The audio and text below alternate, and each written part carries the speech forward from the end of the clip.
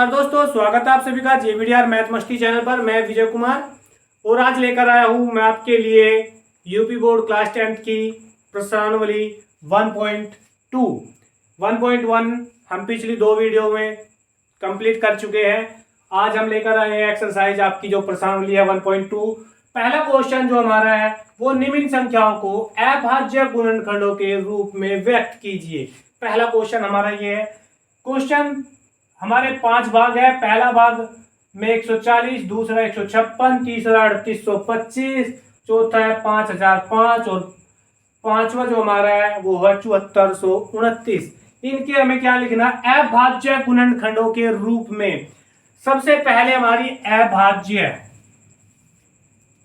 अभाज्य गुणनखंड यानी कि अभाज्य संख्याएं हमें मालूम होनी चाहिए कि क्या क्या होती है, तभी हम इस क्वेश्चन को आसानी से कर सकेंगे।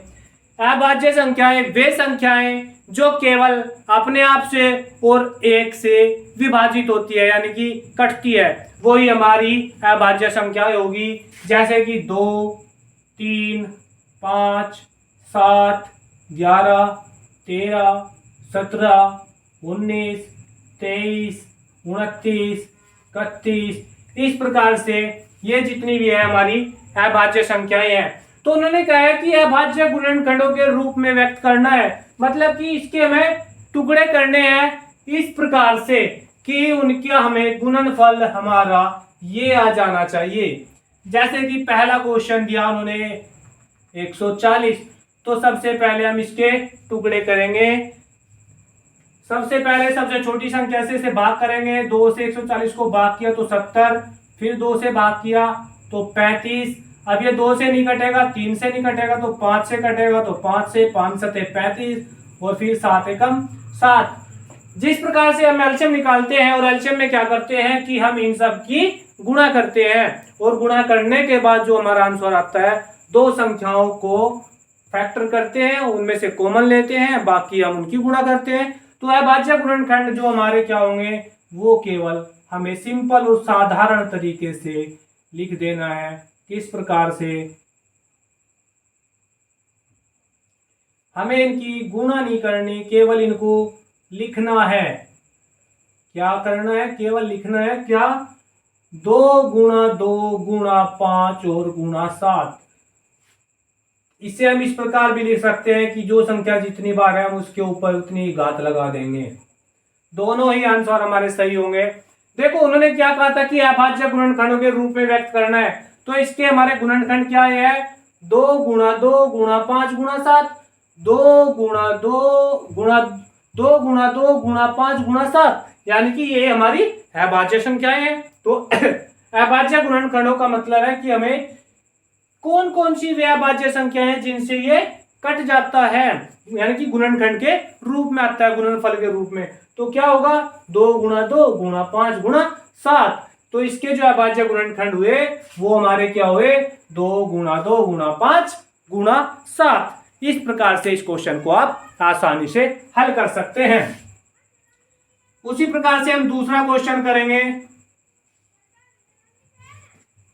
उसी प्रकार से हम दूसरा जो क्वेश्चन होगा वो हमारा क्या है? 156। तो उसी प्रकार 156 के हम टुकड़े करेंगे। पहले सबसे पहले 2 से भाग करो, 2 सते 14, 1 बच गया, 2 अट्ठे 16, फिर 2 से करेंगे तो 39। अब 39 किससे कटेगा? 3 से, 13 39 और 13 को हम 13 से डिवाइड करेंगे। तो अभाज्य गुणनखंड क्या होंगे इसके? अभाज्य गुणनखंड वे हमारे हैं 2 गुणा 2 गुणा 3 गुणा 13। तो अभाज्य गुणनखंड ये है हमारे 2 गुणा 2 गुणा 3 गुणा 13। ये इस क्वेश्चन का आंसर होगा। आसानी से कर सकते हैं, बहुत ही सिंपल तरीके से। क्वेश्चन नंबर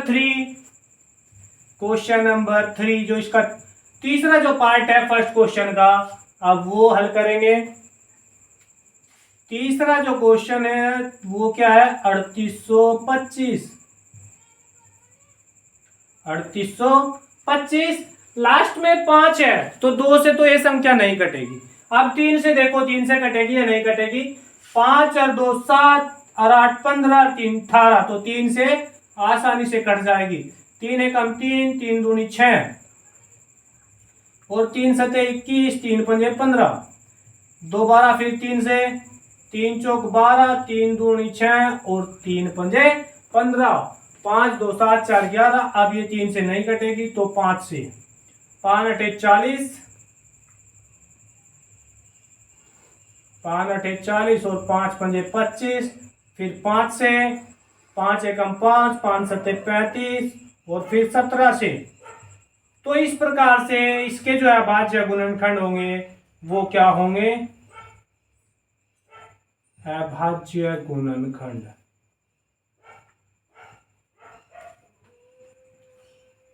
तीन गुणा 3 गुणा 5 गुणा 5 गुणा 17, जो कि इस क्वेश्चन का आंसर होगा। 3 गुणा 3 गुणा 5 गुणा 5 गुणा 17, तो इसका गुणनखंड ये होंगे। अभाज्य गुणनखंड हमें इसके प्राप्त हो चुके हैं। अब हमारा नेक्स्ट जो क्वेश्चन होगा, क्वेश्चन नंबर 4। फर्स्ट क्वेश्चन का जो फोर्थ पार्ट है उसे हम आसानी से हल करेंगे। फर्स्ट क्वेश्चन का चौथा पार्ट 505 भाग करेंगे। सबसे पहले 5 से, 5 1 जा 5, 5 1 जा 5, फिर 7 से, 7 एकम 7, 7 चौक 7 एकम 7, तो बचे कितने 3, 7 चौक 28 और 7 तिया 21। अब उसके बाद हम इसे भाग करेंगे 11 से, 11 एकम 11, 11 तिया 33 और फिर 13 से, तो आसानी से हल कर सकते हैं। अब इसके अभाज्य गुणनखंड क्या होंगे, अभाज्य गुणनखंड, अभाज्य गुणनखंड क्या होंगे, 5 गुणा 7 गुणा 11 और गुणा 13। इस क्वेश्चन के जो आंसर होगा वो क्या होगा, 5 गुणा 7 गुणा 11 और गुणा 13। फर्स्ट क्वेश्चन का जो फिफ्थ पार्ट है, अब उसे हम आसानी से हल करेंगे। 7429। अब इसे आसानी से हल करना है, कैसे होगा ये। सबसे पहले हम इसे 17 से, ये किससे कटेगा, 17 से कटेगा। 17 से पहले जितनी भी अभाज्य संख्या है या किसी भी संख्या से ये संख्या विभाजित नहीं होगी। 17 से भाग करेंगे, 17 चौका 68, बच गए 6, 62, तो 17 × 51, बचे कितने 11, 119, तो 17 सत्ते 119। 17 से भाग होने के बाद ये संख्या नेक्स्ट 19 से विभाजित होगी। 19 भी एक अभाज्य संख्या है। 19 दूनी 38, बच गए 5 और 19 × 57। अब 23 केवल 23 से ही विभाजित होगा क्योंकि 23 भी एक अभाज्य संख्या है। तो इसके अभाज्य गुणनखंड क्या होंगे, अभाज्य गुणनखंड।